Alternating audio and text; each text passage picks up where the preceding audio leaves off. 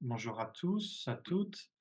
Bienvenue à tous ceux qui sont, en Zoom, ceux qui sont là en personne. Merci de nous rejoindre aujourd'hui.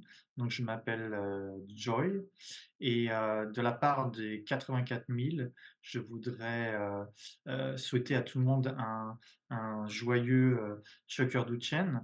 On on célèbre pas seulement aujourd'hui le fait que le Bouddha a atteint l'éveil, mais aussi qu'il a enseigné le dharma. Donc aujourd'hui, on offre une interprétation en différentes langues, chinois, français, italien, espagnol, russe et tibétain. Donc s'il vous plaît, cliquez, sur le bouton en bas de l'écran pour prendre votre langue. Donc, je vous offre quelques secondes pour le faire. Donc aujourd'hui, nous sommes tellement honorés de pouvoir célébrer le Choker Duchen avec Venerable Thupten Chodron. Donc Venerable Thupten Chodron est un auteur, une enseignante et la fondatrice et l'abbesse du monastère de Sarasvati. Et donc pour les moines et des nonnes occidentaux aux États-Unis. Elle a été ordonnée en 1977. Elle a étudié de manière extensive avec sa sainteté le Dalai Lama, Tsimsha Tsenkong Rinpoche et d'autres grands maîtres tibétains.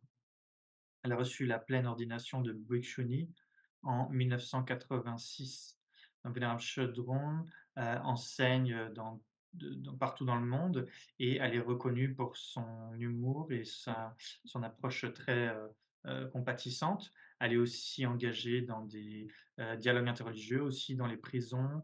Elle a publié beaucoup de livres sur la philosophie bouddhiste et d'autres livres et aussi est engagée avec sa sainteté dans des livres dans la librairie de la compassion. Et donc dans cette occasion très auspicieuse où nous pouvons partager l'enseignement du Bouddha, nous sommes très contents de recevoir Vénérable Tuche Chodron qui va enseigner sur créer notre propre monde en rapport avec le sutra de la pousse de riz. Donc avant d'inviter Thupten Chodron pour l'enseignement, récitons tout d'abord la prière des 84 000. Pour ceux qui sont sur Zoom, vous verrez la prière sur l'écran, donc vous pouvez suivre en même temps. Une prière d'aspiration pour les 84 000. Alors que la paix, l'harmonie et la sanité et le bien-être de cet monde et de ses habitants est maintenant tellement en danger, il n'y a jamais eu un moment où le monde, les médias, les écoles, les livres, les conversations quotidiennes arrêtent d'utiliser des mots comme la générosité, la patience, l'amour bienveillant, et le sens même de ces mots est perdu. Alors que nous avons peur de l'obscurité de cet âge sombre, quand il n'y a pas eu un seul mot comme l'impermanence, l'insatisfaction, dukkha, le non-soi, l'anatman, la production dépendante, pratityasamutpada, l'illusion, maya et la vacuité, shunyata, cessent d'exister et que leur sens est perdu. Quand les comportements des traducteurs, des éditeurs plantent la graine du dharma, puisse le comportement des traducteurs, des éditeurs planter la graine du dharma dans les 10 directions, puissent les efforts des donateurs, des administrateurs nourrir et renforcer la pousse du dharma des trois temps, et puissent les aspirations nobles de ces comportements maintenir et propager le dharma précieux dans toutes les directions. Donc, cette prière a été faite par un maître, enfin par un enseignant indien. Maintenant, nous pouvons inviter Vénérable Thupten Chodron à commencer l'enseignement. Merci beaucoup. Bonjour tout le monde. Merci Joy pour l'invitation et je voudrais aussi remercier les traducteurs qui traduisent dans différents endroits, qui traduisent dans différents langages. Et donc pour nous, c'est un honneur de pouvoir parler aujourd'hui, le jour de l'anniversaire du Bouddha qui enseignait pour la première fois. Et je pensais il y a quelques semaines, pendant le Vesak, c'est celui que les Bouddhas, que les êtres célèbrent beaucoup parce que c'est là le jour où l'éveil a atteint l'éveil. Mais le jour où le dharma, où le Bouddha a enseigné la première fois le dharma, c'est pas autant célébré. Mais en fait, celui-là, devrait être le principal parce que pourquoi le Bouddha atteint l'éveil? C'est pour afin d'être capable d'être bénéfique aux êtres. Et quelle est la meilleure manière d'être bénéfique aux êtres? En donnant les enseignements du dharma. Et donc c'est l'anniversaire du premier enseignement. Donc c'est le propos c'est la raison pour laquelle le Bouddha a passé d'innombrables éons à générer la bodhicitta, méditer la vacuité et il a créé tellement de vertus. C'est la raison pourquoi il a fait tout cela. Et donc c'est pourquoi c'est un jour extrêmement spécial. Donc je pensais, de parler sur le sutra de la pousse de riz, parce que Geshe-Geshe Thapké nous l'a enseigné, sur la base, d'un livre qu'il a écrit sur, le sutra de la pousse de riz. Il y a tellement, de choses dans ce sutra. Ce n'est pas un discours extrêmement long, mais il y a tellement de choses dedans et donc je vais faire de mon mieux afin de parler de c de certains de ces aspects et ce sont des choses dont on pourrait parler pendant des années tellement il y a de choses à à voir. Donc je vais lire un petit peu le sutra et puis je partage quelques pensées sur ces points. Donc, heu, voici qu'une fois j'ai entendu le Bhagawan résider sur le Parajagriha au pic des vautours avec une large sangha de milliers de bhikshus et avec beaucoup de bodhisattvas, mahasattvas. À ce moment, le vénérable Shariputra, heu heu, a été à ce lieu où il y avait le bodhisattva Maitreya, le moine bodhisattva Mahasatva et après s'être rencontrés, ils se sont assis, sur une pierre plate. Je voudrais leur offrir des coussins, mais bon, c'est arrivé il y a longtemps. Hem et donc le vénérable Shariputra, heu heu, dit au bodhisattva Mahasattva Maitreya: «Aujourd'hui, le Bouddha Bhagawan, regardait, une graine de riz qui poussait ou une pousse de riz qui poussait et donc il a dit aux bhikshus: "Tous ceux qui voient la production dépendance voient le dharma. Tous ceux qui voient le dharma voient le Bouddha." Ayant dit cela, le Bouddha resta en silence. Et donc cette citation, c'est en fait, tout le sutra parle de cette citation-là. Et donc Shariputra a dit continue à demander à Maitreya: «Quel est le sens de ce que ces mots, prononcés par le Sugata? Qu'est-ce que la production dépendante? Qu'est-ce que le dharma? Qu'est-ce que le Bouddha?» Comment quelqu'un voit-il, la dharma en voyant la production dépendante? Et comment quelqu'un voit-il le Bouddha en voyant le dharma? Donc c'est une bonne question, non? Donc nous pensons, voir le Bouddha, on voit la production dépendante, on pense voir avec les yeux, donc regarde, mais en fait, je peux pas voir ça avec mes yeux.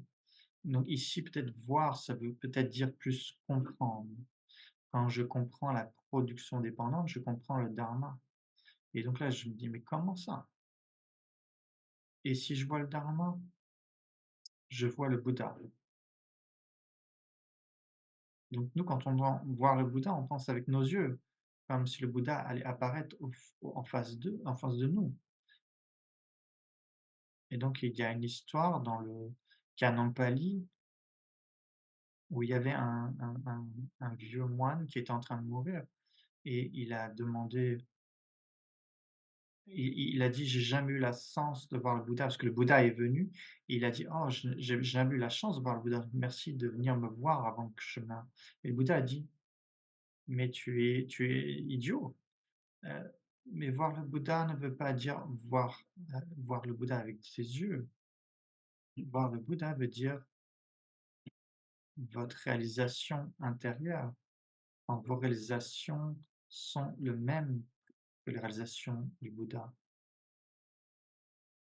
Nous, nous sommes très orientés vers le physique. Oh, le Bouddha va apparaître devant moi. Et on demande, oh, mais le Bouddha a tellement de pouvoirs miraculeux. Pourquoi il n'apparaît pas et qu'il ne fait pas des pouvoirs miraculeux et tout le monde aurait de la foi et tout le monde deviendrait Bouddha. Et donc, mais imaginez à Times Square à New York, imagine le Bouddha arrive, il fait des pouvoirs miraculeux. Est-ce que les gens vont le vénérer? Est-ce qu'ils vont écouter le dharma? Mais pensez à notre culture, qu'est-ce qu'ils vont faire? Ils vont prendre leur caméra et prendre des vidéos. Et je veux une vidéo du Bouddha pour, pour montrer ça à mes amis. Et tout le CNN, New York Times, ils vont faire une interview et prendre des photos. Et le Bouddha à Times Square, est-ce que ce serait pas magnifique? Et il performe des pouvoirs miraculeux. Peut-être pour quelques personnes, ça pourrait leur permettre de s'intéresser au dharma, mais pour la plupart des gens, c'est juste le sensationnalisme et donc oh, quelque chose de magnifique et dire que j'ai vu des pouvoirs miraculeux et cetera.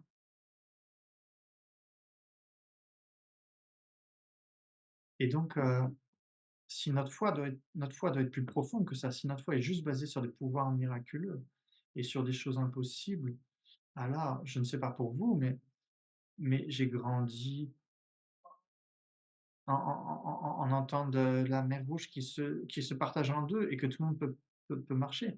Donc ça, c'est un pouvoir magique, extraordinaire. Aussi des forêts qui parlent et cetera. Donc ma foi dépendait seulement sur des pouvoirs miraculeux. Donc où serais-je? Je serais sûrement assis à côté de cette forêt et donc on doit regarder plus profondément que ça. Le Bouddha a enseigné il nous a enseigné les méthodes pour transformer notre propre esprit. Et c'est ce dont ce sutra, parle. Donc le sutra parle de la production dépendante, en parlant tout d'abord des 12 siens de la production dépendante, puis il, arrive au noble sentier octuple des Aryas. Et donc, il, fait le lien entre les, causes intérieures et extérieures. Donc le plus important, dans ce sutra, c'est la compréhension de la production dépendante. Comment cette compréhension peut nous libérer des 12 de la production dépendante? Parce qu'il y a 12 qui décrivent comment on prend renaissance encore et encore. Et donc on veut être libre de cela. Et donc Maitreya explique, heu, là, le sutra dit: «La phrase production dépendante veut dire que quelque chose, s'élève parce que quelque chose d'autre existe déjà. Quelque chose naît parce que quelque chose d'autre était déjà né». Et ensuite, il parcourt les 12 liens. Donc je vais pas parcourir les 12 liens parce que vous avez déjà, il y a pas mal d'enseignements dessus, donc qui sont disponibles. Donc je voudrais parler de la production dépendante d'une autre manière. Puis le sutra continue: «Qu'est-ce que la production dépendante? Le fait que quelque chose s'élève parce que quelque chose d'autre existait déjà. Quelque chose est né parce que quelque chose existait déjà avant, avait été déjà né avant». Donc on parle des causes et des effets. Donc comment voir la production dépendante nous aide à voir le dharma. Qu'est-ce que le dharma? Le dharma, c'est le noble sentier octuple donc les donc, le 9 centième des arias, la vue correcte, la pensée correcte, la parole correcte, l'action correcte, les moyens de distance corrects, la, pleine conscience correcte, la concentration correcte, et l'effort correct. Et donc, le résultat, c'est donc le nirvana. C'est, ce que le Bhagavan a appelé le dharma. C'est ce que dit, Maitreya à Shariputra. Donc à quoi fait référence le dharma ici, si on regarde cela? Ça fait référence à la vérité de la cessation et des véritables chemins. Donc ceux-ci sont c'est ce qui existe dans la conscience du Bouddha, c'est le refuge final, c'est le dharma, final et aussi c'est le joyau du Bouddha.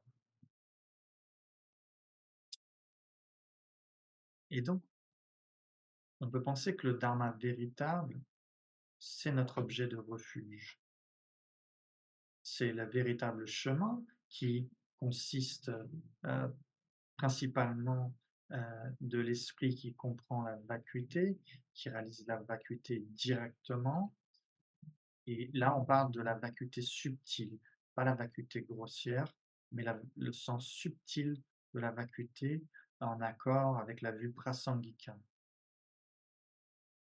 et donc, à partir de la pratique du véritable chemin, on obtient les différents niveaux de véritable cessation, en commençant par le chemin de la vision, puis le chemin de la méditation, jusqu'au chemin au-delà de l'apprentissage. Et donc ces cessations véritables, ces véritables cessations, et ça c'est un point intéressant, ce sont les vacuités de l'esprit qui a, qui a complètement éliminé un certain niveau des perturbations mentales. Donc, dans le courant de conscience d'un Bouddha, c'est la cessation, c'est la vacuité c'est la cessation de l'esprit qui a éliminé tous les obscurcissements.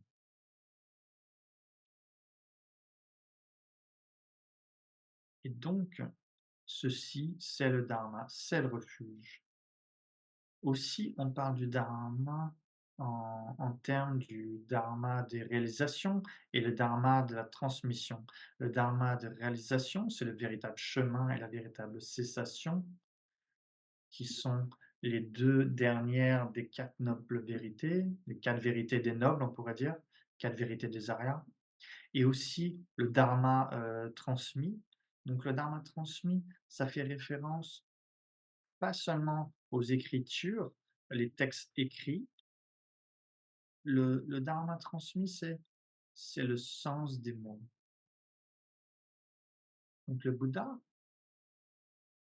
et le Maitreya, ils transmettent le dharma par la parole et en écoutant ceci et en pensant et en méditant là-dessus, alors on peut actualiser le véritable chemin, réaliser le véritable chemin et d'actualiser la véritable cessation.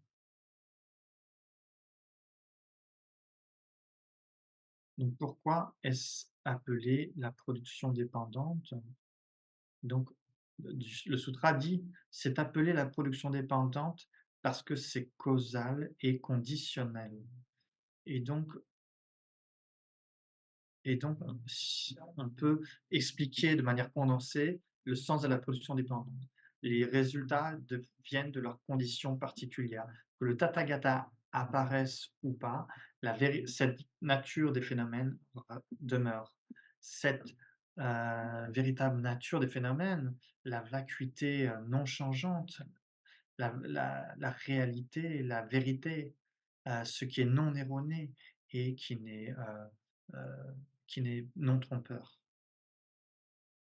Et donc, que les Bouddhas, ce qui est dit ici, c'est que les Bouddhas existent dans notre monde, qu'ils enseignent le dharma ou pas, la nature des choses dans le samsara est dépendante. La nature des choses est dépendante.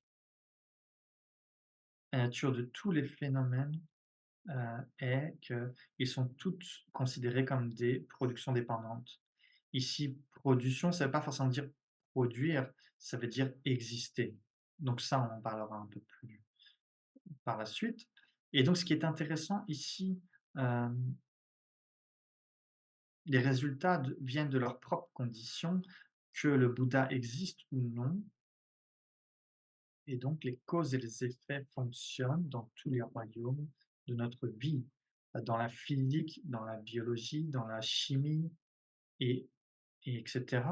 Quand on parle du karma, c'est un autre système de causes et d'effets qui ici, heu, là, c'est pas des causes et d'effets au niveau matériel, mais plutôt en rapport avec la conduite éthique. Les causes sont créées par nos propres actions et les résultats de ce qui sont produits par cela. Ça, c'est un des sens de la production dépendante. Mais aussi dans cette citation, un autre sens est la vacuité ou l'incité, le non-soi. Donc, quel est le sens plus profond de la production dépendante? C'est que les phénomènes soient vides d'avoir une nature inhérente de par eux-mêmes.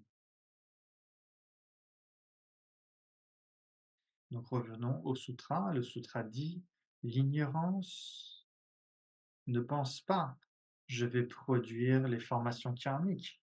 Ça, c'est les 2 premiers niveaux des 12 liens. Ni la formation karmique pense: «Oh, j'ai été produit par l'ignorance» et cetera, en parcourant les 12 liens. Hem, donc on voit qu'il y a une cause et il y a un résultat qui vient naturellement.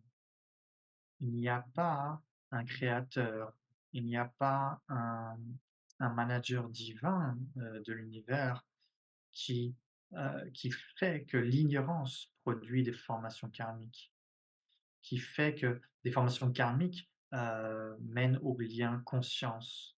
Donc si on pense plus profondément à cela, ça veut dire que les causes et les effets fonctionnent, tout simplement. Il n'y a pas besoin d'accepter un créateur. Si vous acceptez un créateur, alors vous arrivez à des difficultés. Parce que qu'est-ce qui crée le créateur? Quelles sont les causes du créateur? Mais on ne va pas aller dans ce point là-dessus, mais c'est un point important à explorer parce que beaucoup d'entre nous, ont grandi avec l'idée d'un créateur et c'est très facile de revenir à ça. C'est très facile de voir le Bouddha un peu comme un Dieu omnipotent parce qu'on a été élevé avec cette culture chrétienne et donc c'est un petit peu ce qu'on a mis dans notre conscience quand on était jeune et donc de penser profondément qu'il n'y a pas besoin d'un créateur divin, heu, dans l'univers afin que les choses fonctionnent. Donc le sutra continue: «Ici, il n'y a rien qui transmigre de cette existence à la suivante. Et cependant, parce qu'il n'y a aucune erreur dans les causes et les effets, le résultat du karma néanmoins se manifeste. C'est comme l'apparence de la du reflet d'un visage dans la surface d'un miroir bien poli. Le visage ne s'est pas transféré dans le miroir, mais parce qu'il n'y a aucune erreur, alors toutes les causes et les conditions sont réunies et donc le visage apparaît là. Donc il n'y a rien qui transmigre de cette existence à la suivante. Et là, on dit quoi? Qu'est-ce que vous dites? On dit que quelqu'un a a pris renaissance. Il doit y avoir quelque chose qui va de cette personne, de la vie précédente jusqu'à la vie suivante. Et le système de Tulku dans le bouddhisme tibétain, donc il meurt et puis il se réincarne. et donc c'est la réincarnation de la vie précédente. Et donc qu'est-ce que dit ce sutra? Qu'il n'y a rien. Quand je vois l'incarnation de mon maître, je m'attends à ce qu'il ait la même personnalité que mon maître et je voudrais qu'il se rappelle de moi parce que c'est juste la même et c'est le même esprit qui sort et qui se replante dans un autre corps. C'est faux.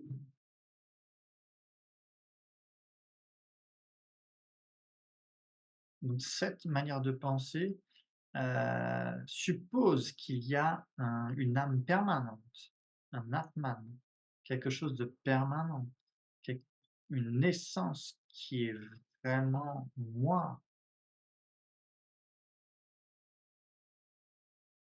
Est-ce que vous ressentez ça?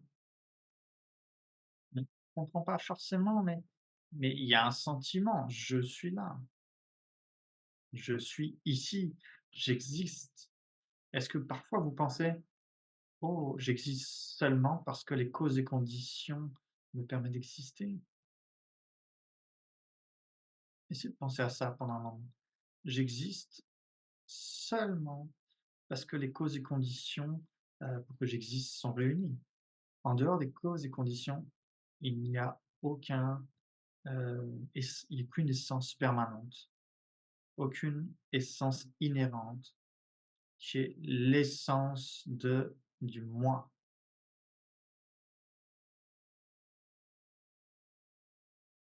On ressent ça, on ressent qu'il y a quelque chose comme ça, non?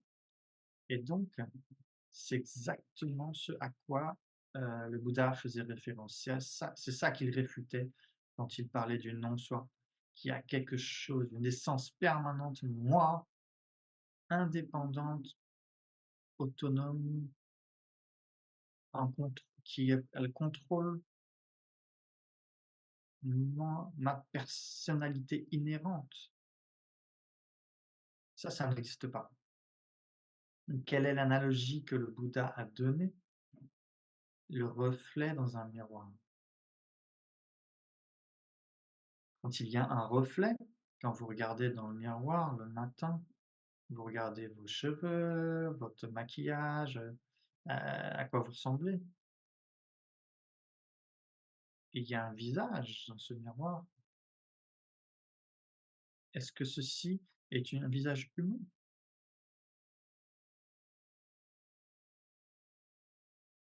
Est-ce que c'est un visage humain? Est-ce que c'est un être humain? Est-ce que c'est le visage d'un être humain dans le miroir?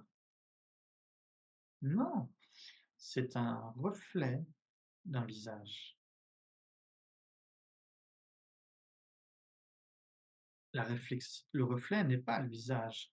Si quelqu'un tape le miroir, vous dites pas: «Aïe». Donc peut-être, si le miroir, se brise et vous fait mal, mais sinon, le refl le visage dans le miroir n'est pas le visage d'un être humain. Mais toutes les causes sont présentes. S'il y a de la lumière, il y a le miroir, l'être humain, est positionné d'une certaine manière, en face du miroir et donc ce reflet apparaît. Mais le visage ne transfère pas dans le miroir, ne va pas vers le miroir. Quand vous regardez dans le miroir, c'est pas que votre visage est détaché de votre corps et maintenant c'est dans le miroir. De la même manière, quand la renaissance se produit, il n'y a rien d'une vie qu'on l'on prend et qui va dans l'autre vie, qui se replante dans un autre corps, dans une autre vie. C'est la production dépendante. Mais il n'y a rien que l'on peut identifier qui y va. Donc quand vous pensez à cela et donc pourquoi on s'attend à ce que la réincarnation de notre maître ait la même personnalité que du précédent? Ils disent que le 14e Dalai Lama et le 13e Dalai Lama ont des personnalités très différentes. Le 13e Dalai Lama était très, heu, était très, heu, ferme, on va dire, et alors que le 14e est très détendu et joyeux. Mais on dit qu'il y a une continuité, et donc dans un continuum, ce que vous avez, plusieurs moments de quelque chose. Mais chaque moment est le résultat du moment précédent.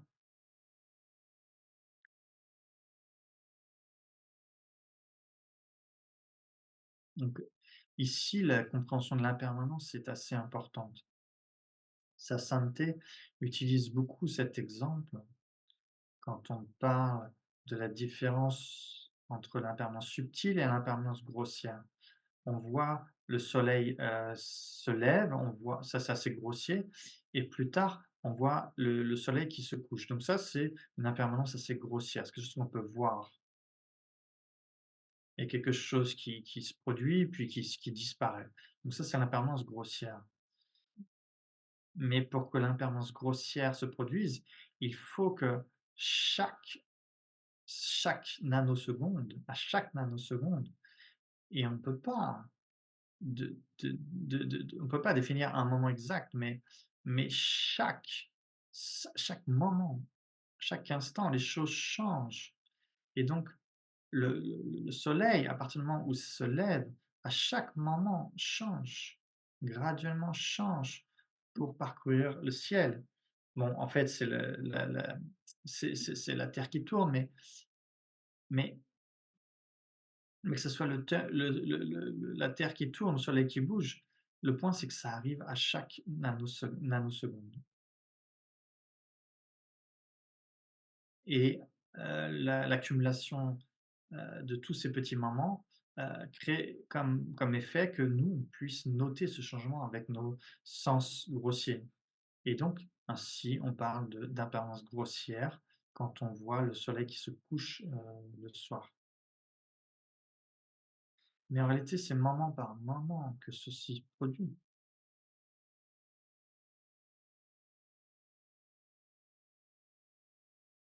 et donc le sutra continue. De la même manière, le fait qu'il n'y ait absolument personne qui transmigre d'ici après la mort et qui est né autre part, et cependant, parce qu'il n'y a pas, d'annihilation des causes et des conditions, le résultat du karma se produit, et c'est de la même manière qu'un feu, heu, puisse se produire quand toutes les causes et conditions sont réunies, et qui ne se produit pas quand les causes et conditions ne sont pas toutes réunies. Et donc il n'y a absolument personne qui transmigre d'une vie à l'autre. Ce Et maintenant notre esprit pense: «Ah, mais ça veut dire que quand je meurs, ça veut dire que j'existe plus du tout, donc je suis terrifié». Non, ça ne veut pas dire ça. Donc rappelez-vous cela.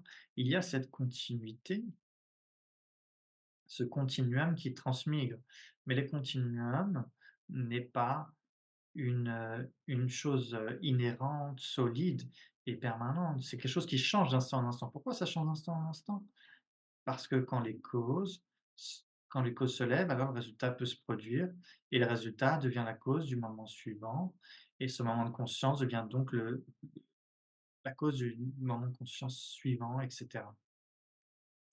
Et donc le karma fonctionne, pour cette raison. Donc le karma veut dire action, donc karma, ça veut dire que nos actions du corps, de la parole et de l'esprit, et donc ça nous amène donc à la conduite éthique. Ça nous amène à comprendre l'importance de l'éthique, et l'importance de purifier, nos activités négatives qu'on a accumulées dans le passé, et l'importance de créer des mérites.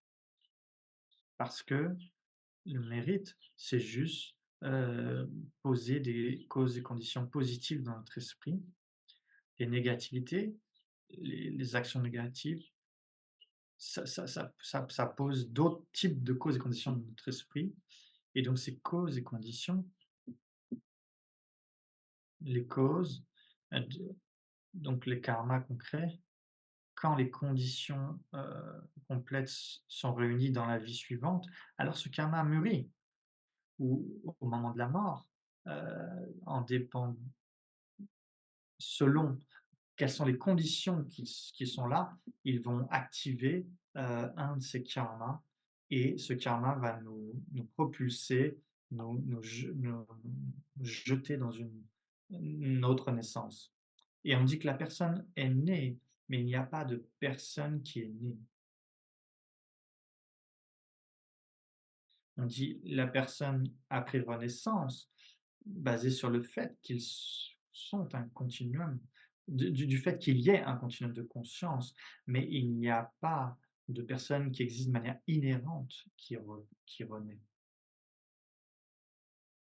Donc ici, on en arrive à différencier la vérité conventionnelle et la vérité ultime. Donc on dit la personne a pris renaissance, c'est pas dire oh, donc ça c'est la personne. Donc je me rappelle, j'avais vu un film il y a quelques années. L'homme et la famille sont morts, la conscience s'élève, va et va dans le corps du chien de la famille. Mais c'est pas comme ça. Et c'est pas que le chien, que la conscience s'élève et va dans un autre, humain. Il n'y a personne il n'y a pas de personne solide qui transmigre. C'est simplement des causes et des conditions qui produisent des résultats. Et les choses sont momentanément impermanentes parce qu'elles sont, dépendantes. Tout ce qui dépend ne fonctionne pas de par son propre pouvoir. Ceci, s'appuie sur quelque chose d'autre pour exister et donc ceci s'appuie sur autre chose, ses causes, afin de changer.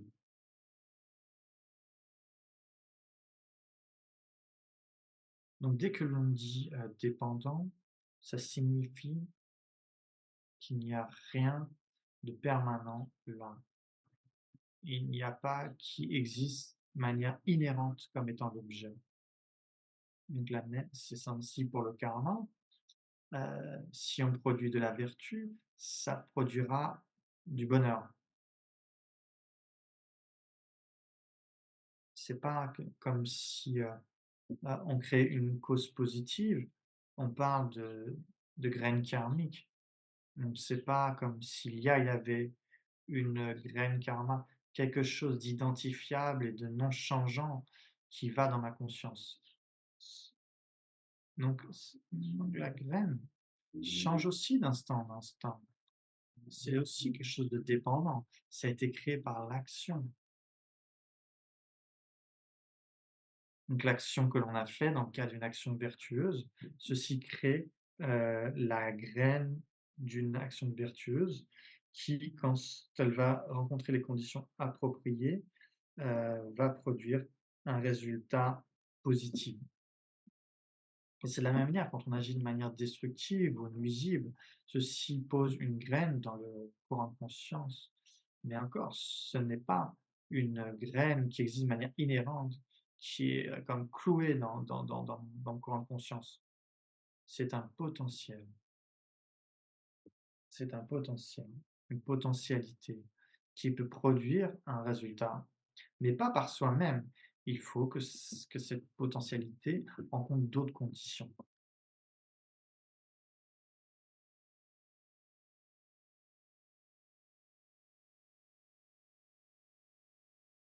Donc ceci, parle de la production dépendante intérieure, de la comment les personnes, prennent renaissance dans le samsara et donc ceci doit être vu, en termes de 5 aspects: pas permanent, pas, discontinu, qui n'implique pas la transmigration, la production d'un résultat large à partir d'une petite cause et la continuité de type similaire.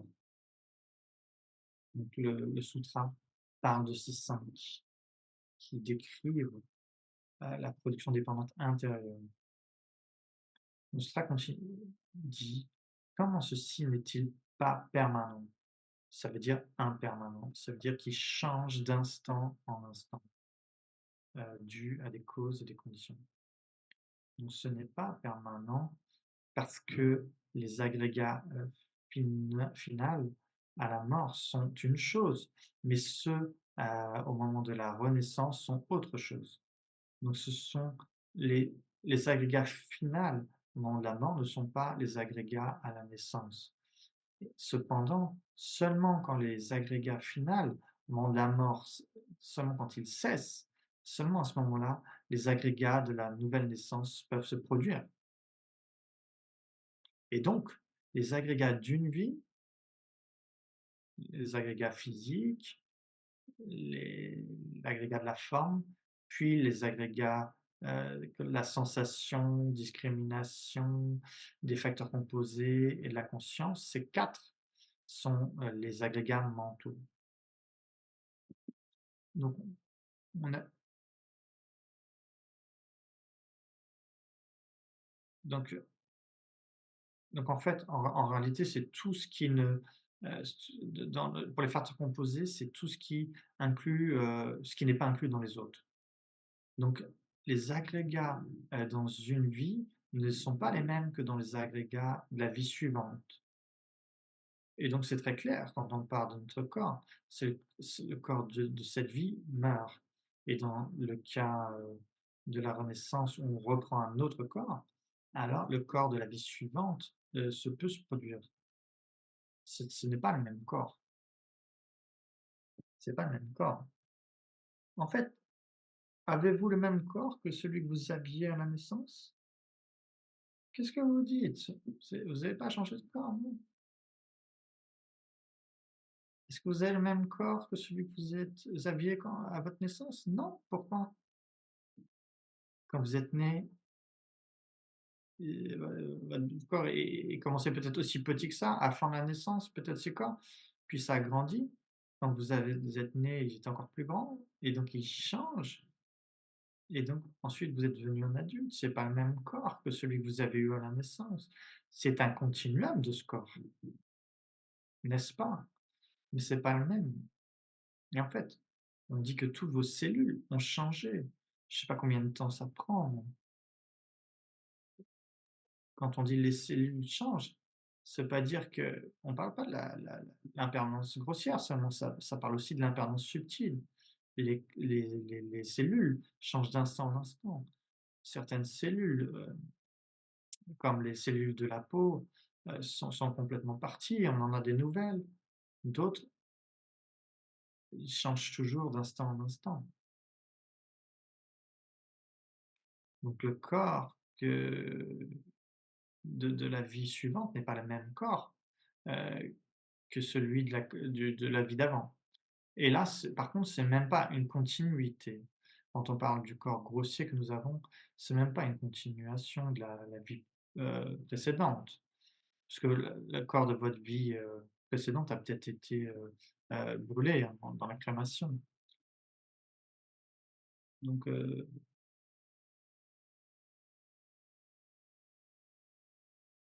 et donc, heu et donc ça, c'est l'impermanence grossière. Mais le potentiel pour le corps, quand on parle du tantra, on parle plus de ça. Les vents extrêmement subtils, par contre, à ce niveau-là, il y a une continuité, mais ce n'est pas la même chose. Donc donc le corps n'est pas le même corps, mais aussi les agrégats mentaux ne sont pas les mêmes que dans la vie précédente. Nous avons des chats ici, dans notre abbaye, nos petits chatons et donc ils ont un corps de chaton, ils ont un les agrégats mentaux d'un chat et donc on prie pour qu'ils puissent reprendre naissance comme humains et venir à l'abbé et pratiquer, mais leur corps ne va pas être le même. Et s'ils naissent en tant qu'humains, est-ce qu'ils vont avoir une conscience de chat? même les 4 agrégats mentaux ne vont pas être les mêmes que dans la vie suivante. S'ils sont, nés en tant qu'humains, ils auront les 4 agrégats, les 4 agrégats mentaux d'un être humain.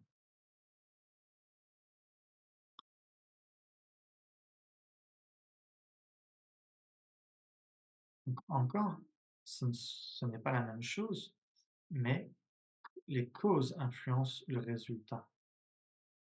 Et si nous arrivons à une discussion de la personne spécifique et la personne générale, qui est un, heu, qui est assez intéressant. Donc la personne spécifique parle de la personne d'une vie, particulière. La personne générale parle de la personne de la continuité d'une vie à l'autre. Mais ici, rappelez-vous, il n'y a rien qui existe de manière inhérente et donc il faut voir en dépendance de quoi la personne spécifique est-elle imputée et en dépendance de quoi la personne générale est-elle imputée. Donc la personne spécifique de chaque fois est imputée ou désignée, heu, en dépendance des agrégats de cette vie particulière. Ce que vous êtes dans cette vie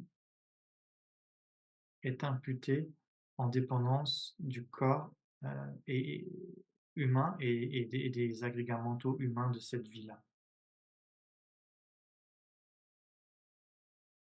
Mais la personne générale est imputée en dépendance de toutes les personnes spécifiques et donc leur base de désignation est différente.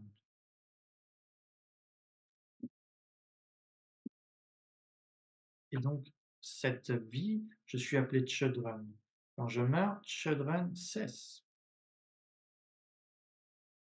Et si je prends renaissance dans la vie, suivante, je ne sais pas quel sera mon nom, Caillou par exemple, et donc il y a les agrégats de Heiou, donc Chödrön et Heiou.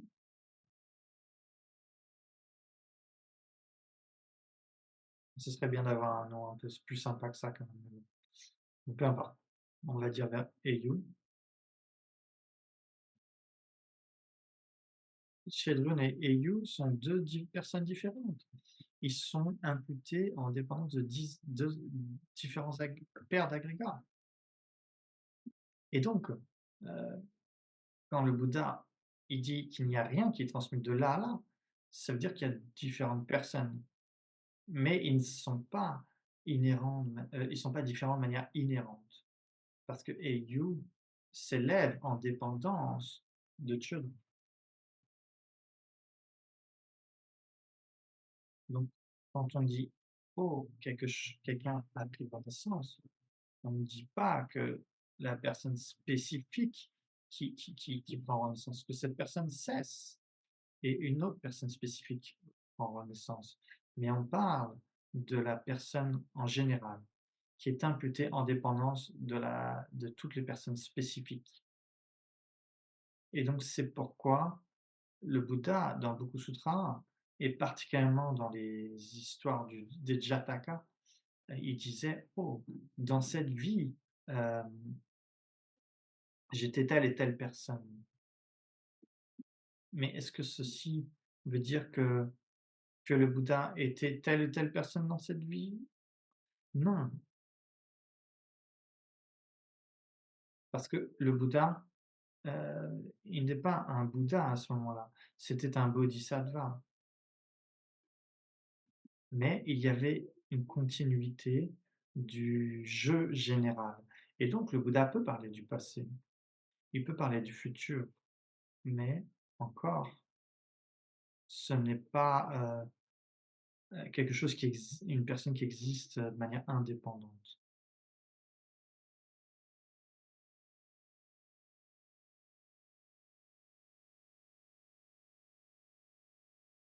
Donc ça, ceci est la première caractéristique, ce n'est pas permanent.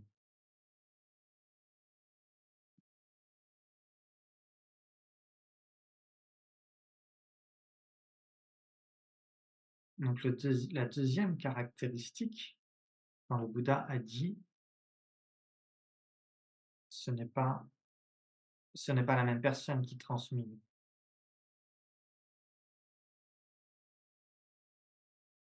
donc ce n'est pas discontinu. Donc est-ce que vous aimez cette double négation? Ça veut dire c'est continu. Donc ce n'est pas discontinu, parce que les agrégats à la naissance ne s'élèvent pas, des agrégats finaux de la mort, même quand ils ont ni quand ils ont déjà cessé ou quand ils n'ont pas encore cessé. Tout comme Tout comme, les 2 plateaux d'une balance qui montent et qui descendent en même temps, le les agrégats de la naissance s'élèvent précisément quand les agrégats finales de la mort, ont cessé, et donc il n'y a pas quelque chose ici qui bouge là, et donc il donne l'exemple, d'une balance, et donc il faut comprendre avec toutes les analogies, il faut comprendre à quoi, à quoi sert l'analogie? Où est-ce qu'elle veut nous mener? Et donc et les aspects d'une analogie, toutes les qualités ne vont pas forcément s'appliquer, toutes à la conclusion. C'est juste analogie parce qu'on parle d'une caractéristique dans cette analogie qui vont nous montrer le sens d'autre chose. Mais ça ne veut pas dire que tous les aspects de cette analogie peuvent être pris pour la conclusion. Et donc, il y a les 2 plateaux d'une balance, et donc ils existent simultanément. Donc, disons, ce côté de la balance est une vie, et donc c'est dans le processus de cessation, et la vie suivante est dans le processus, de s'élever. Parce qu'une chose doit cesser afin que l'autre, puisse s'élever. Est-ce que les causes existent au moment du résultat?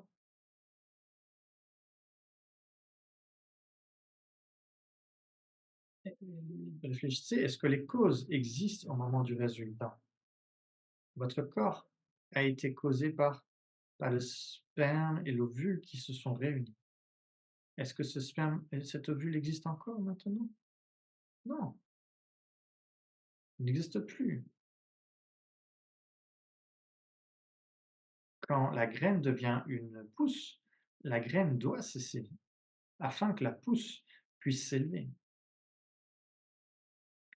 et donc ceci ne signifie pas que la graine et la pousse existent en même temps, et alors que la graine est en train de disparaître, en même temps, la pousse est en train de venir à l'existence.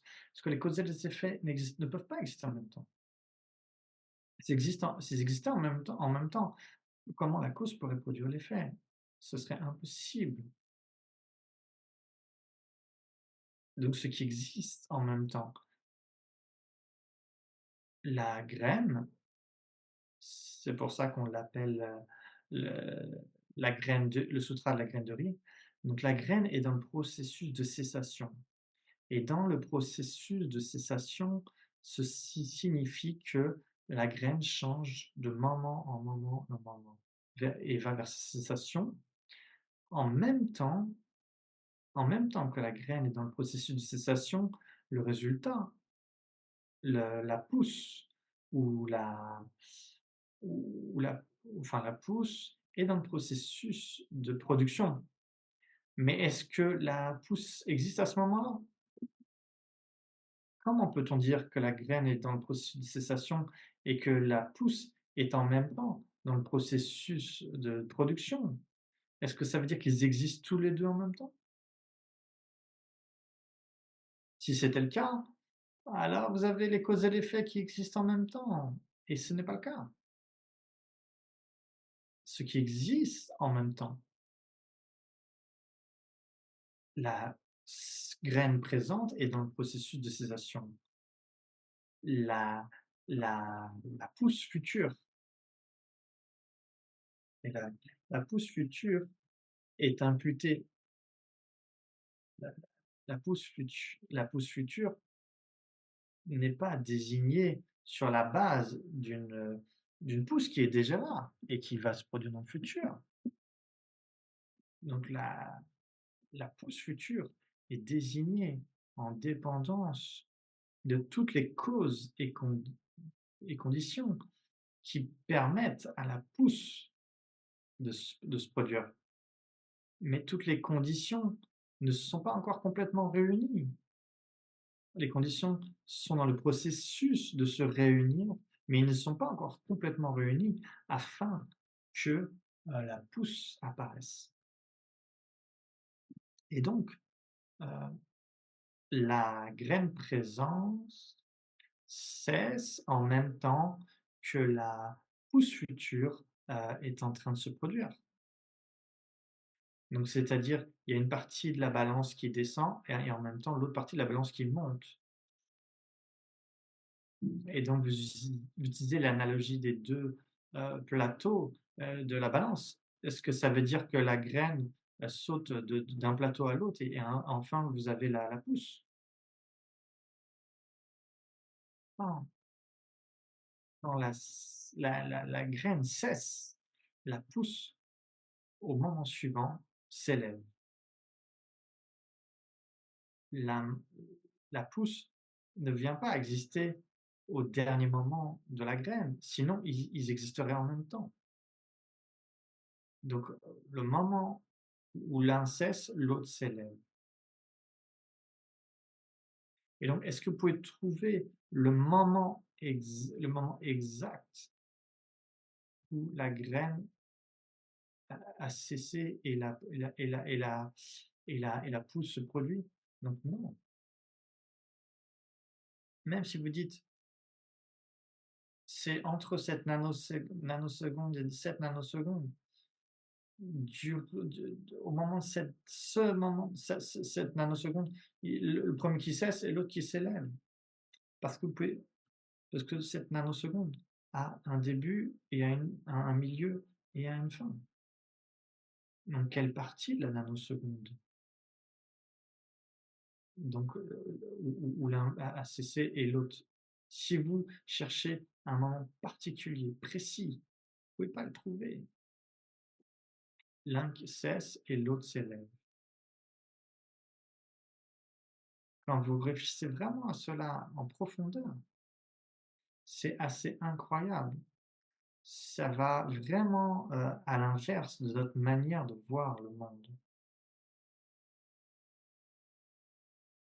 Donc parce qu'on pense que les choses sont un peu permanentes et quand on regarde autour, on voit tous ces gens autour de nous, on s'attend à ce qu'ils soient tous là demain, exactement les mêmes. N'allons même pas jusqu'à demain. Est-ce que vous êtes la même personne que vous étiez au début de cet enseignement? Non, vous êtes différents. Le corps est différent, l'esprit est différent, mais il y a une continuité. Donc quand ils disent: «Ce n'est pas discontinu», c'est la deuxième qualité, c'est ça que ça signifie. Rien ne va d'ici à là, mais ce n'est pas que ceci est c'est ça, ça cesse de manière éternelle et l'autre vient sans cause. Tout ce qui fonctionne doit s'élever, heu, à partir de cause. Ça ne peut pas s'élever sans cause. Mais c'est, drôle dans notre vie, certaines manières dans notre vie, on croit dans les causes et les effets. Il faut une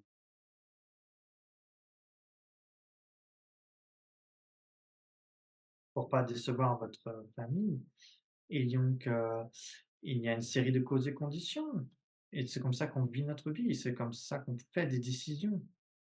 Mais en même temps, parfois quand quelqu'un meurt dans un accident, on dit: «Hey, qu'est-ce qui vient de se passer? La personne était là hier et maintenant il y a un cadavre et la personne est partie». Pourquoi on dit: «La personne est partie»? Parce que la conscience et le corps qui ont leur propre continuité sont partis sur différents chemins et se sont séparés. Mais on est tellement surpris. Comment cette personne a pu mourir? Même si c'est quelqu'un dans un hospice, on ne s'attend pas à ce qu'il meure ce jour-là et le moment viendra pour chacun d'entre nous où on mourra et on dira: «Hey, attends, je m'attendais pas du tout à ça aujourd'hui. Je peut-être que je suis malade pendant des années, mais aujourd'hui, c'est pas le jour».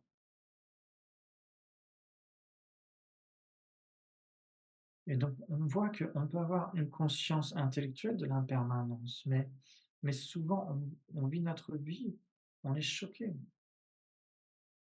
Et là, on parle juste de l'impermanence grossière. Quelqu'un qui meurt, c'est l'impermanence grossière. Mais comment ceci a pu se produire? J'étais à Katmandou à un moment, heu et je marchais dans la rue et il y a un bâtiment en face de moi qui s'est écroulé et j'ai pensé: «Mais attends, qu'est-ce qui se passe là?» Elle était là et la minute suivante, il y avait tout un tas de pierres, comme si comme si le corps qui était là avant était fixe, ne changeait pas de moment en moment, qui avait sa propre essence et boum, comment c'est possible? Comme si c'était arrivé sans cause. Quand je pense que ça si je pense que ça se produit sans cause, ça montre mon ignorance, parce que les choses ne se produisent pas sans cause.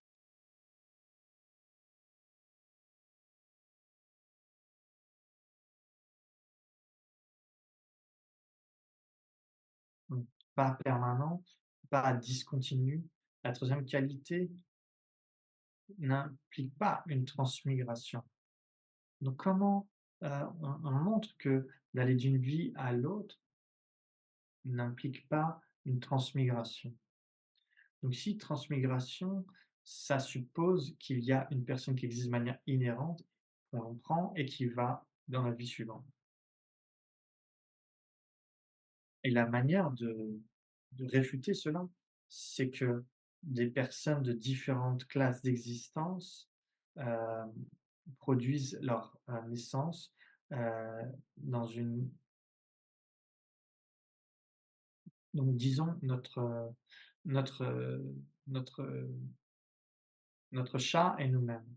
Le chat va mourir et renaître en tant qu'être humain et nous, quand on meurt, disons, on prend renaissance comme un être humain et donc on se rencontre, à la baie, ça paraît tout à fait normal, mais il n'y a pas de transmigration, d'une personne qui existe de manière indépendante parce que à partir du chat, il est devenu un être humain et bah, pour l'humain qui prend naissance en tant qu'être humain, mais ce sont des personnes différentes. Chaudron dans cette vie et Eyeux dans la vie suivante sont 2 personnes spécifiques différentes.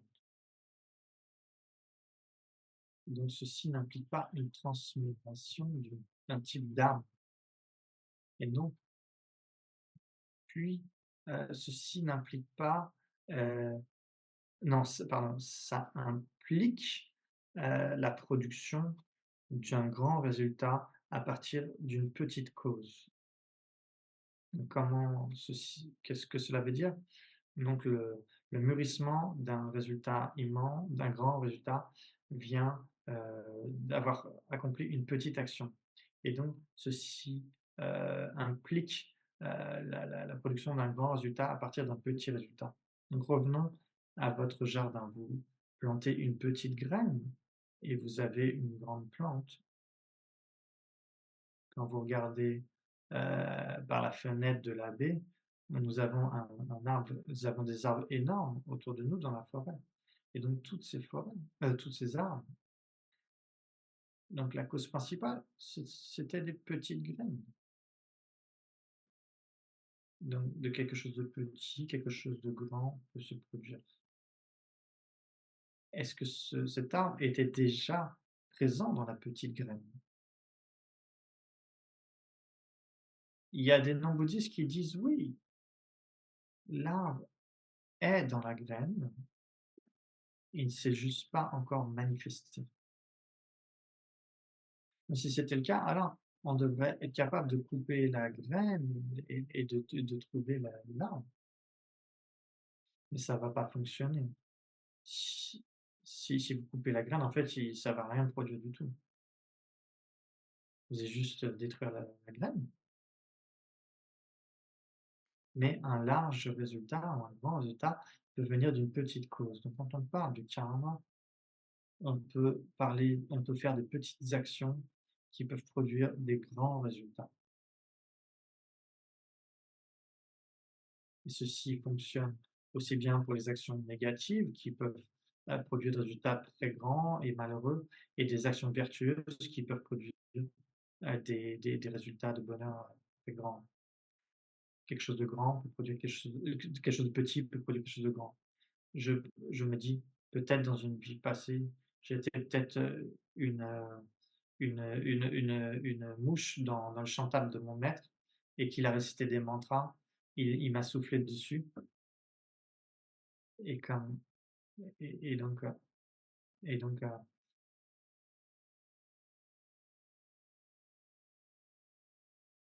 et donc ceci était la condition pour euh, que c'était peut-être une condition pour que des actions vertueuses que j'ai créées dans des vies passées il y a très longtemps, que ça soit activé et que je puisse avoir cette renaissance. Donc quelque chose de petit peut produire quelque chose de grand. Et donc quand vous pensez aux causes et aux conditions, on voit vraiment, on pense toujours à la cause principale. On voit quelque chose de très solide. De planter cette graine et ça va avoir l'air de quelque chose comme ça, quand ça aura complètement mûri. En fait tous ceux qui font du jardin, vous savez que c'est pas juste la graine qui donne la naissance, qui produit votre fleur. Il faut de la terre, il faut de l'eau, il faut des fertilisants, il faut la température adéquate, et donc tout ceci sont les, causes coopératives, les conditions coopératives. Donc on va avoir l'eau, le fertilisant, la graine. Ah, c'est bloqué.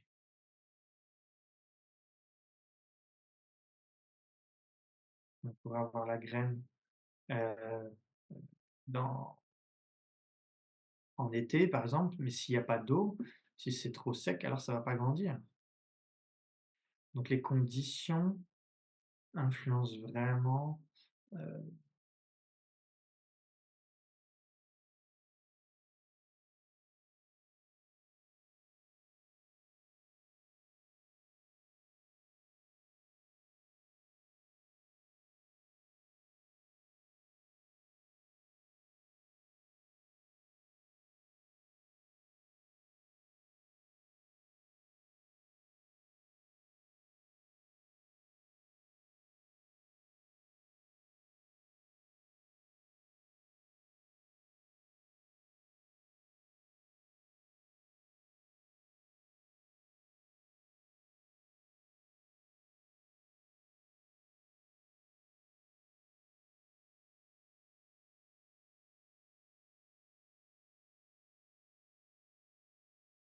désolé, on a été coupé. C'est pas quelque chose dans la graine qui devient le résultat. Ce sont les causes et les conditions qui se réunissent et comment elles se relient les unes aux autres. Donc aussi ceux qui font des gâteaux, heu, c'est aussi un très bon exemple. Si vous rassemblez tous les ingrédients dans une table, vous avez de la farine, du beurre, des œufs, des épices, du sel, un petit et cetera. Donc tout est là. Si vous prenez toutes ces choses et les empilez les unes sur les autres, vous n'aurez pas de gâteau. Non, vous aurez bien sûr, vous allez pas vous arrêter et manger ça avec une cuillère plein de farine et puis des fois plein de beurre. Il faut les mélanger ensemble. Comment, ces ingrédients sont-ils arrangés? C'est quelque chose de très important. Mais pas seulement comment ils sont arrangés, il y a aussi, celui qui fait le le gâteau et ensuite il faut le mettre dans le four et tous ces ingrédients s'affectent les uns les autres. Ils s'affectent les uns les autres parce que les œufs, le gâteau va s'élever, se gonfler parce que la enfin, grâce à la levure, ça va grossir. Et donc chaque ingrédient, ils vont s'affecter les uns les autres, particulièrement quand ça va chauffer dans le four et par la suite, on obtient un gâteau. Mais on a plein de petites choses qui sont assemblées d'une certaine manière, dans certaines conditions et donc si vous avez le four, mais si vous oubliez de l'allumer ou vous l'allumez et que s'il marche pas, alors vous aurez pas de gâteau.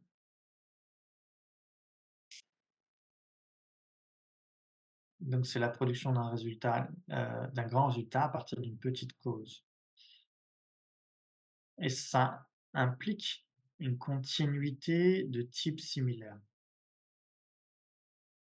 Parce que le mûrissement d'une action de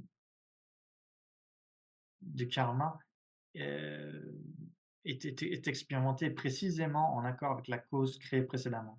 Donc une cause vertueuse produit un bonheur, un résultat de bonheur. C'est pas le Bouddha qui a inventé ça. Non, le Bouddha a parlé des 10 actions non vertueuses qui sont à abandonner et des myriades d'activités vertueuses à créer.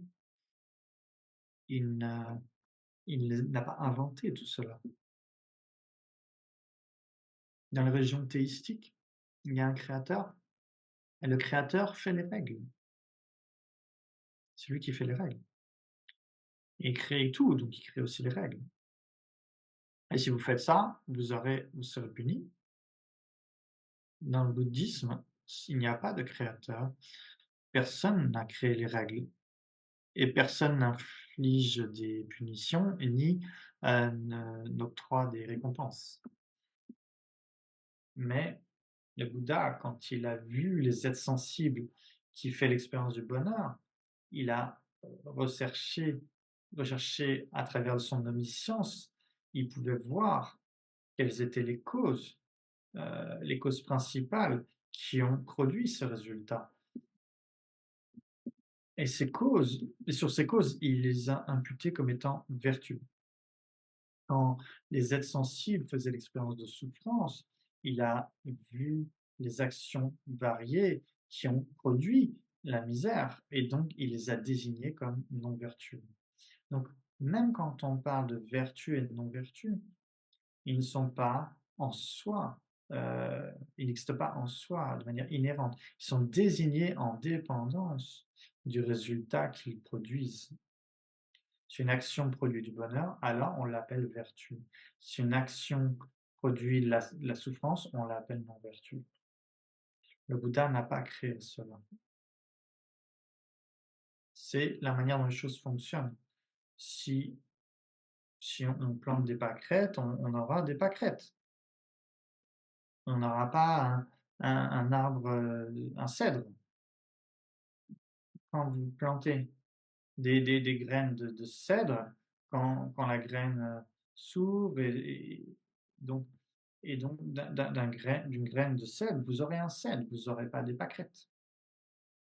Il y a toujours une continuité de type similaire, ce qui est dit dans le sens que la vertu produise du bonheur et le bonheur est donc produit par la vertu. Et la non-vertu produit la souffrance, la misère, et la souffrance est donc produite par la non-vertu. Ils sont désignés en relation l'un à l'autre. Et donc, ici, il y a un autre aspect intéressant de la production dépendante. Ce n'est pas juste que la cause produit le résultat, et ce n'est pas que c'est juste imputé en tant que cause, parce que ça produit un résultat. Ce n'est pas produit comme une graine de riz, parce qu'il y a une plante de riz qui existe de manière inhérente. C'est imputé en dépendance du résultat que ça produit. C'est une cause parce que ça produit un résultat. Mais quand on parle de désignation et d'imputation, on pourrait dire aussi attribution mentale. Donc le résultat est attribué ou imputé en dépendance du fait qu'il y a eu une cause. Donc le cause et le résultat dépendent l'un de l'autre. Et donc ceci est une fleur, une pâquerette, parce que c'est produit d'une graine de pâquerette. Et c'est une graine de pâquerette parce que ça produit une fleur, pâquerette, une pâquerette. Et ils sont désignés en tant que cause et effet, du fait de leur relation. Pas parce que tout d'abord, il y a une fleur, une pâquerette.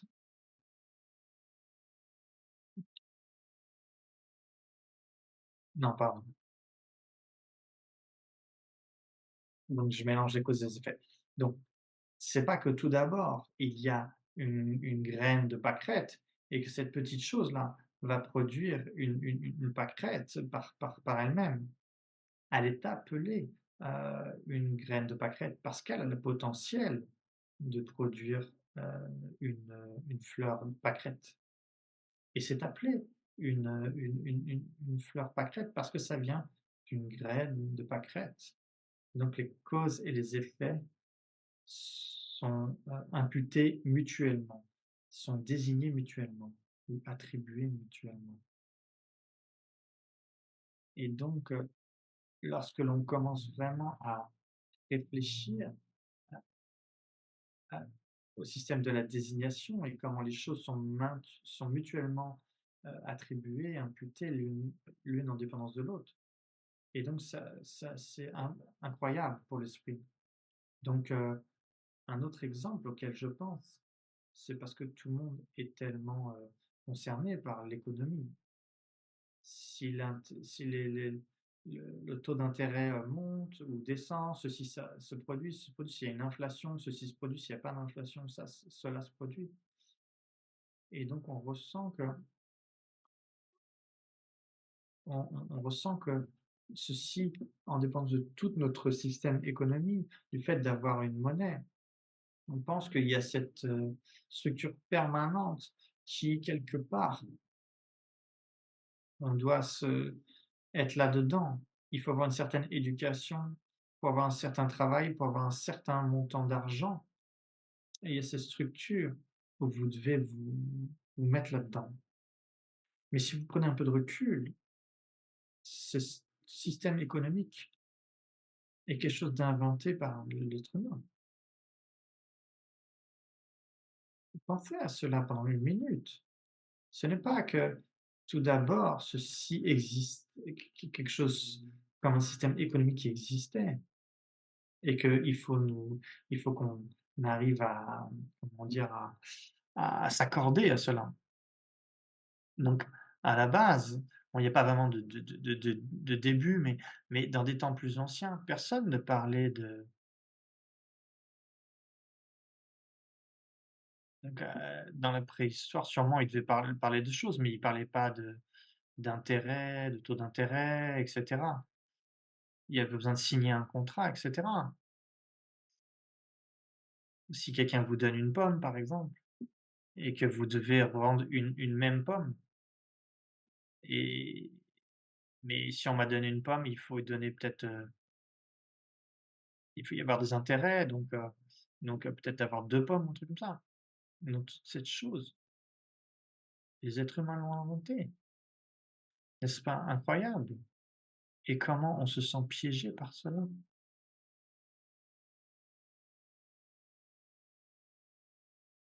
Donc quand vous pensez vraiment à tout cela, il y a tellement de choses dans ce monde que l'on a créé nous-mêmes et comme mon enseignant dit: «On oublie que nous sommes ceux qui ont désigné cela et qui ont créé ces fonctions. On oublie qu'on est ceux qui ont imputé, désigné tout cela et on voit ça comme existant de manière totalement objective, indépendamment de notre esprit, alors que les choses n'existent pas indépendamment de notre esprit. Ils existent en dépendance de du fait d'être désignés sur une base de désignation, qui sont désignés sur une base de désignation.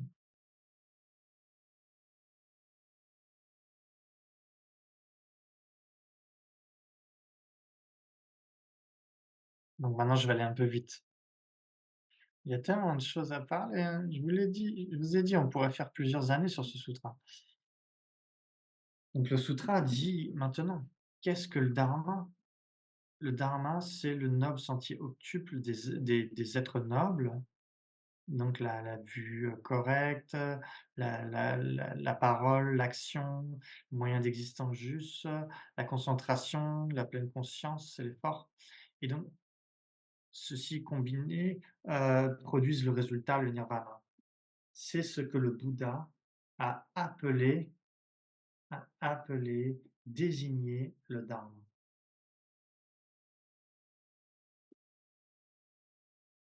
Et donc, il va dans une description euh, du noble sentier octuple que je pense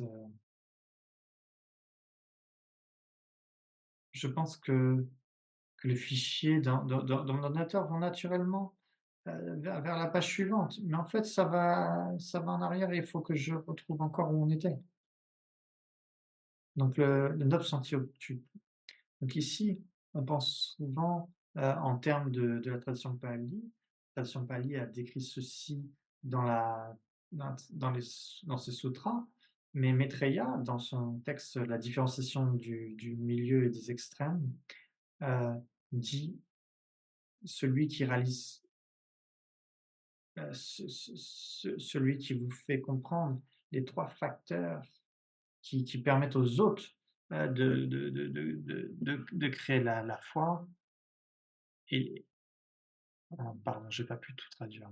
La c Ouais, c'était une citation, mais je l'ai pas en face, donc c'était un petit peu difficile. Donc, avait expliqué. Donc c'est important de réaliser et de comprendre, quand on lit des versets par des sages indiens, souvent ils sont très condensés.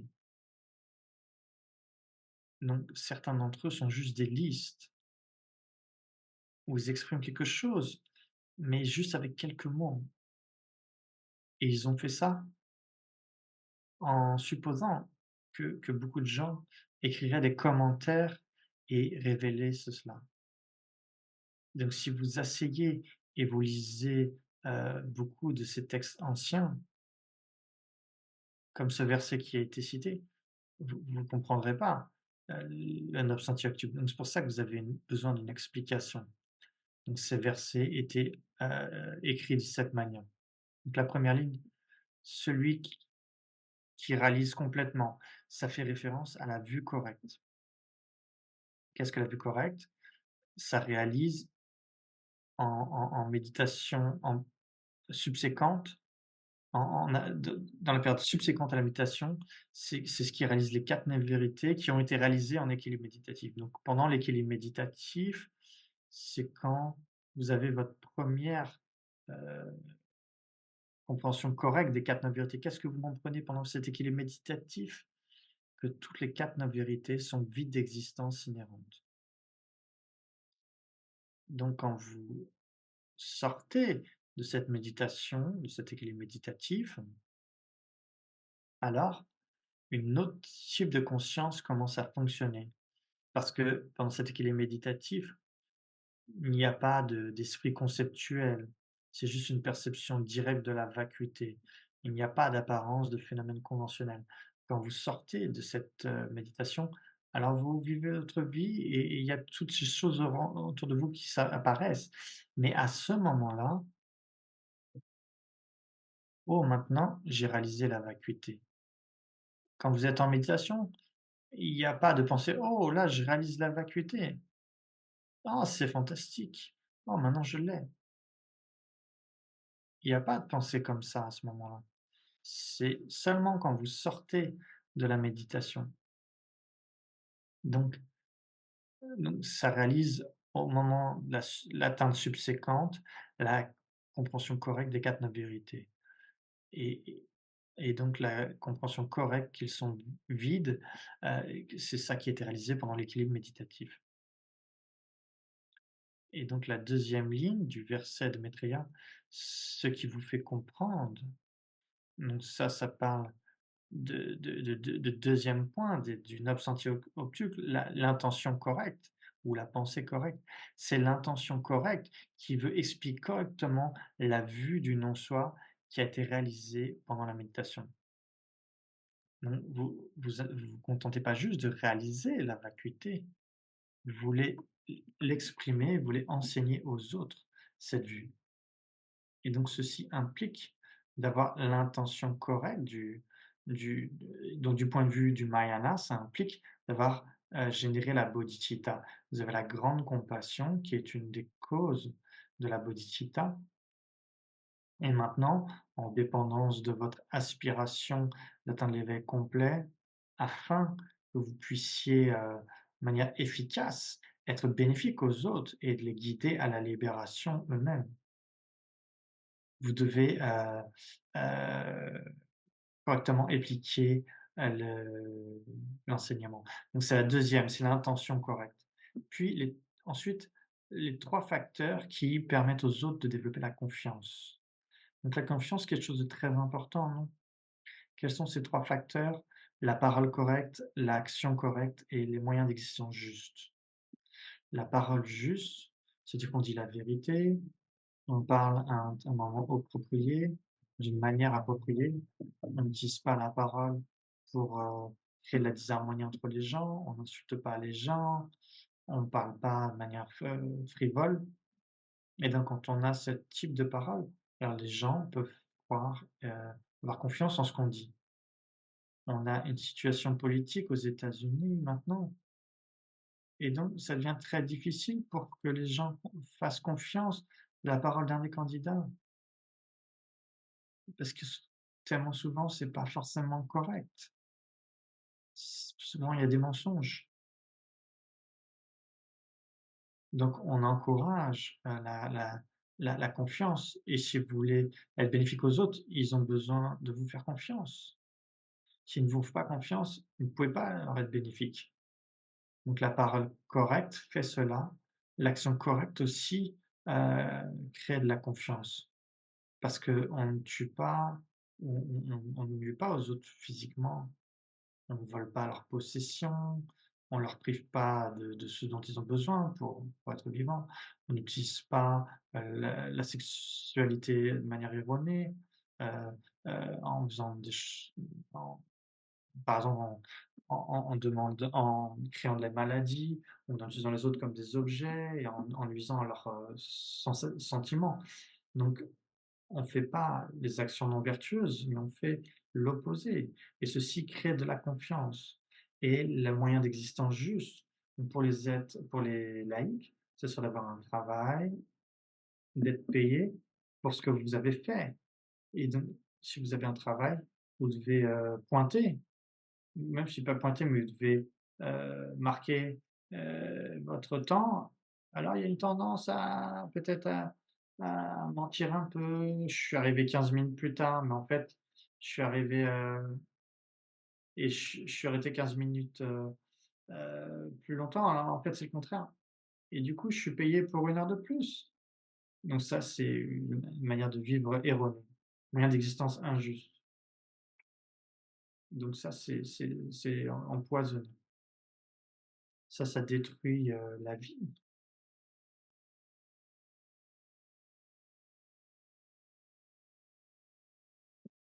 Si les entreprises ne faisaient pas des armes, alors où, seraient, les guerres? Donc aussi ce type d'activité, c'est aussi une manière moyen d'existence injuste. Pour les moines, les monastiques, le moyen d'existence juste, c'est important. Donc on a besoin de vêtements, nourriture, un toit et de la médecine. Donc on obtient cela pas en trompant les autres, en disant aux autres: «Oh!» Cette, ce blouson, d'hiver que tu m'as donné la dernière fois était tellement merveilleux. Donc ça, c'est des flatteries, par exemple. Vous avez été tellement bon de me donner ça, ce ce vêtement d'hiver, merci beaucoup. Donc je flatte quelqu'un afin que cette personne aussi c'est flatter et aussi, essayer d'obtenir quelque chose. Mais je fais ça en im en impliquant: «Oh, je pourrais en avoir un nouveau, encore plus chaud, encore meilleur que l'autre». Donc ça, pour les monastiques, ça, c'est la moyen d'existence non juste. D'essayer comment dire? De tromper l'autre pour obtenir ce que vous voulez. Donc il y a tellement moyen de le faire et vous devez être tellement attentif à cela.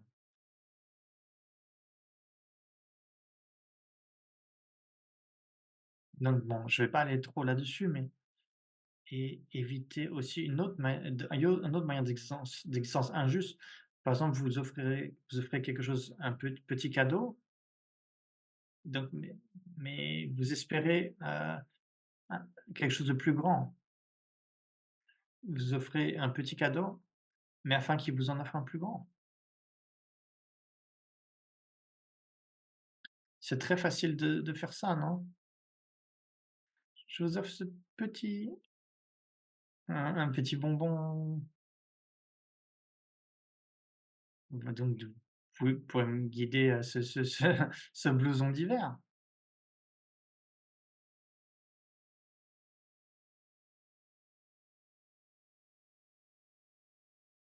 Donc, c'est un petit peu soutirer les choses aux gens. On pense pas que c'est soutirer, mais en fait, si notre esprit pourrait être comme ça, je fais quelque chose de petit comme ça, je vais recevoir quelque chose de plus grand. Une autre manière d'existence juste, pour les monastiques, c'est la la corruption. Donc je vous mets dans une situation où vous pouvez pas le faire. «Oh, on essaie de trou de d'a d'avoir de l'argent pour, tel projet. Cette personne a offert 200, quelqu'un de 500, quelqu'un 1000 et maintenant vous avez dit que vous allez donner, alors combien vous allez donner?» Donc vous pouvez pas donner, moins que la personne qui a donné 250 et vous voulez donner plus que la personne qui a donné 1000. Donc vous mettez quelqu'un dans une position où ils ne peuvent pas refuser. Donc ça, c'est un petit peu, tromper la personne encore une fois. Et le cinquième type de moyen d'existence injuste, c'est l'hypocrisie. On n'aime pas les hypocrites, non. C'est quelqu'un qui fait quelque chose, mais qui agit autrement. Mais encore, c'est tellement facile à faire et l'histoire, célèbre que les Tibétains disent, c'est il y avait un méditant qui était dans la montagne et il savait que son bienfaiteur arrivait, donc il a mis toutes les offrandes. Il a fait ça quelque chose de magnifique, des offrandes magnifiques. Il a mis des offrandes très belles, il a mis de belles fleurs, il a mis les plus belles statues de Bouddha, il a fait un autel très propre. Mais d'habitude, c'était pas comme ça. Donc il mettait juste des petites choses et puis voilà. Et maintenant, il faisait quelque chose de magnifique, afin que quand son bienfaiteur arrive, son donateur arrive, heu, celui-ci pense: «Oh regarde quel pratiquant extraordinaire», quand ce bienfaiteur est arrivé.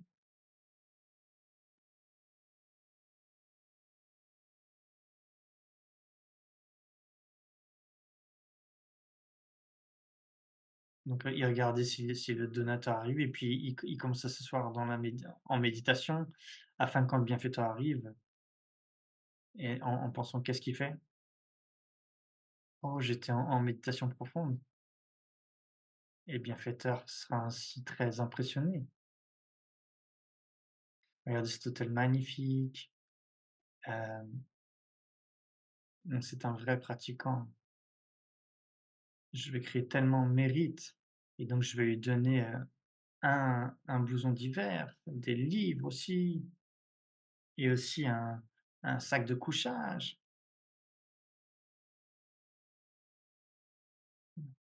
et pourquoi pas un chauffage d'intérieur dans son dans sa grotte. Donc c'est de l'hypocrisie. Dans l'histoire, ce méditant, ce qui essayait d'avoir l'air bien, quand il a réalisé ce qu'il faisait, il a pris de la poussière, la terre, il l'a jeté sur l'autel afin que son donateur, voie un autel vraiment mal arrangé. Parce qu'il a réalisé qu'il était vraiment pas sincère pour impressionner quelqu'un et ça, c'est pas la pratique du dharma. Donc heu, donc vous pouvez impressionner quelqu'un, mais ça rend pas ça vertueux. Donc c'est 3 la parole correcte, l'action correcte et les moyens d'existence justes quand on les protège, ça encourage la confiance. Et si vous voulez être bénéfique aux êtres sensibles, en leur enseignant la vue correcte, des 4 et la 4 vérités et donc il faut leur inspirer de la confiance. Donc le point suivant, donc ensuite, les 3 facteurs ça c'était les 3 facteurs qui permettent aux autres de développer la confiance. Ensuite, les antidotes de cela, les antidotes à ceux qui sont du côté opposé. Donc ça fait référence le côté opposé, c'est, les perturbations mentales. Donc on a besoin de l'effort correct, la pleine conscience correcte et la concentration correcte. Et donc l'effort correct, c'est ce qui nous fait développer l'antidote, dans sur le chemin de la méditation qui nous permet d'éliminer les perturbations mentales. Quel est l'antidote dans le chemin de la méditation? C'est la réalisation directe de la vacuité. Donc ça, c'est l'antidote ultime et donc je sais pas pour ceux qui écoutent, personnellement, j'ai pas de réalisation de la vacuité. Donc quand je suis en colère, méditer sur la vacuité ne fait rien. Et donc pour moi, parce que j'ai pas cette réalisation. Mais si je regarde à la situation d'une autre manière, je pense que la personne qui vient de m'insulter est juste malheureuse à ce moment-là et donc je peux voir une personne malheureuse, pas personne qui veut me nuire, je vois une personne malheureuse et quand on voit des personnes malheureuses, donc qu'est-ce que vous ressentez? De la compassion. Donc puisse-t-il être pu je souhaite qu'ils soient libres de leur souffrance, qu'ils aient du bonheur et donc vous dépendez de l'antidote, des antidotes qui sont plus faciles à comprendre, qui vous permettent de garder, une bonne parole, une bonne action, une bonne conduite, une bonne, manière de vivre, des moyens d'existence justes et ainsi, petit à petit, on peut développer la réalisation de la vacuité. Et donc là, on parlait des antidotes. Donc l'effort correct, c'est l'effort qui nous permet de développer cela. La pleine conscience correcte n'oublie pas l'objet de méditation. Et donc et ceci nous, ça élimine les obstacles à la concentration en un point, comme, les 5 obstacles qui sont créés dans la tradition pali et les 5 fautes que Maitreya a décrit dans un de ses traités. et donc la concentration correcte, le dernier des 9 antioctuple, c'est l'antidote aux obscurcissements, à l'absorption méditative, qui est donc, la non-souplesse d'esprit, et du corps qui nous empêche de développer la concentration.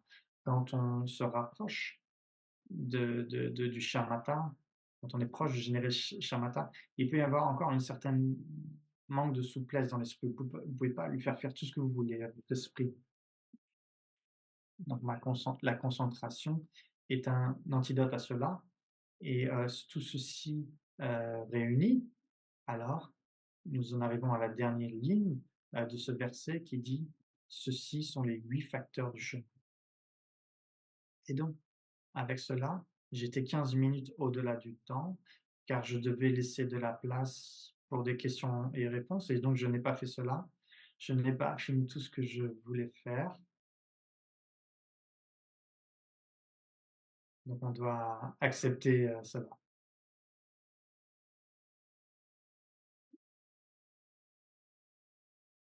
Donc tout ce que j'ai dit qui était erroné, ne vous en rappelez pas, que tout ce qui est, correct, ça ne vient pas de moi, ça vient du Bouddha et des grands sages qui ont, enseigné ce sutra.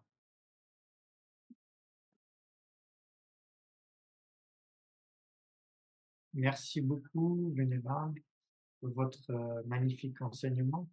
Devrions-nous faire quand même quelques questions? Au niveau du temps, qu'est-ce que vous pensez? En quelques minutes. Nous avons 2 questions de l'audience en ligne. Donc puis-je vous poser ces questions? Et on peut rester là-dessus. Déjà, on va faire une question à la fois. Donc la première question est quelque chose qui s'appelle Tracy Newman et elle demande qui demande une clarification sur l'idée du non-soi.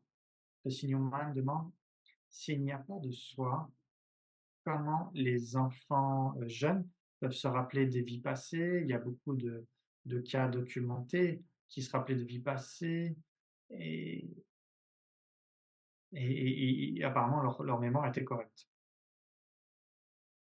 Donc ça revient à ce qu'on a décrit dans l'enseignement, quand le Bouddha disait qu'il n'y a pas de transmigration. Donc il n'y a pas de soi permanent qui existe de manière inhérente. Il n'y a pas une âme ici qui va dans ce corps et c'est ça qui donne à l'enfant la capacité de se rappeler des vies passées.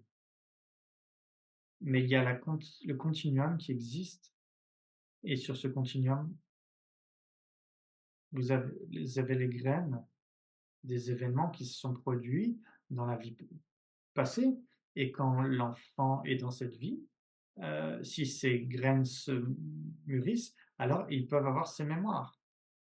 C'est comme vous vous rappelez de votre enfance, de choses de votre enfance maintenant, mais vous êtes pas la même personne que ce petit, enfant et donc ça, c'est quelque chose de très important à réaliser, heu et qui peut nous aider, d'une manière psychologique.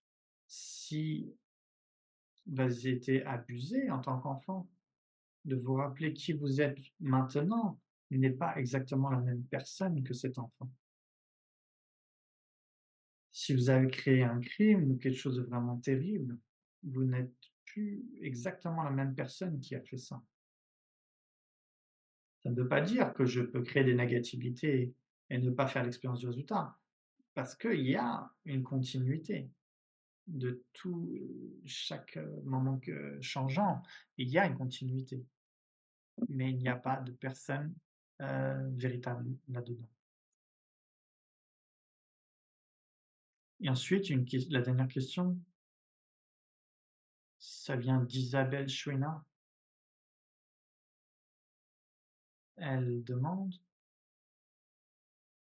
en expliquant, vous vous expliquiez de la graine qui cesse et la pousse qui se produit. Mais la question c'est où le poa, se trouve dans tout ça? Donc, poa, la pratique de poa, j'imagine que bon, il y a différents types de poids, mais j'imagine que vous pensez, au fait de propulser, l'esprit d'une vie dans une terre pure. Donc encore, c'est juste l'idée, qu'il y ait une continuité, un continuum mental qui change d'instant en instant et grâce à la cause, de Poa, quelque chose auquel on s'entraîne pendant qu'on est en vie et alors qu'on s'entraîne, à pouvoir, projeter la conscience et aussi de faire aussi des pratiques de longue vie pour pas avoir de problème et donc parce qu'il y a cette continuité, c'est possible. Mais encore une fois, ce n'est pas exactement la même personne dans la vie suivante. Merci beaucoup, vénérable Thupten Chodron. Merci d'avoir pris ce temps dans ce jour auspicieux, pour, partager votre sagesse avec nous et donc puissions-nous, intégrer toutes ces sources que l'on a entendues et merci à tous ceux qui étaient en Zoom, ceux qui étaient aussi en personne. Et donc, on pourra recommencer d'autres, événements des 84 000 et dans d'autres jours, dans les jours auspicieux ou autres et donc, on a notre newsletter. Il y a aussi, quelque chose de nouveau dans le site, web de 84 000. Quand vous faites une donation aux 84 000, au nom de quelqu'un d'autre, cette personne de deviendra, recevra une email pour, vous informer de votre, don généreux. C'est aussi une autre note pour le futur.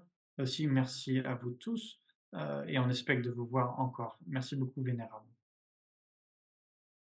Et je voudrais ajouter au merci et on devrait remercier le Bouddha. Donc n'oublions pas, le Bouddha et tous la lignée des pratiquants qui arrivent jusqu'à nous, jusqu'à nos maîtres présents. Parce que sans eux, alors où serions-nous? Dû à ces mérites, puissions-nous atteindre l'éveil du Guru Bouddha afin d'être capables de libérer tous les êtres sensibles de leur souffrance. Puisse le précieux esprit d'éveil qui n'est pas encore né naître et croître, et partout où il est déjà né, puisse-t-il ne jamais décliner, mais s'accroître toujours plus.